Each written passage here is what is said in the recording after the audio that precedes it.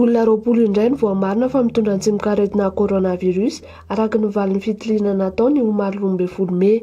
Nambaran'ny profesora VALANARETINA Daniel fa ny roa amin'ireo marary vaovao ireo dia mipetraka eto Antananarivo. Avy any Toamasina kosa ny 15 ary avy ao Moramanga ny 3 farany. Tafiakatra 12,900 noho izany isan'ny olona voaporofo fa tratran'ny Covid-19 eto Madagasikara. 700 no isan'ireo fasitrana raha ny antotana isa avy any amin'ny CCO Covid.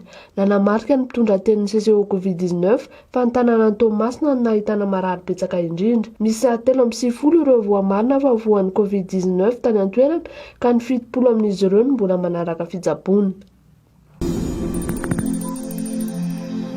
Maraina andro ana alarobia 13 Mey dia nirotsaka teny amin'ny tsenan'andravoahangy mitandro filaminana sy ireo polisy kominaly nandrara ireo mpivarotra isan-kerinandro teo an-toerana. Raha tsy haivina dia namoaka fepetra vaovao teo anivon'ny foibe fibaikona ny ady amin'ny valanaretina coronavirus CCO Covid-19 fa foana anatin'ny fotoana tsy voafetra aloha ny tsena izay miteraka fivorian'ny olona ho iarovana ny fiparitahan'ny coronavirus. Velotaraina noho izany ireo mpivarotra.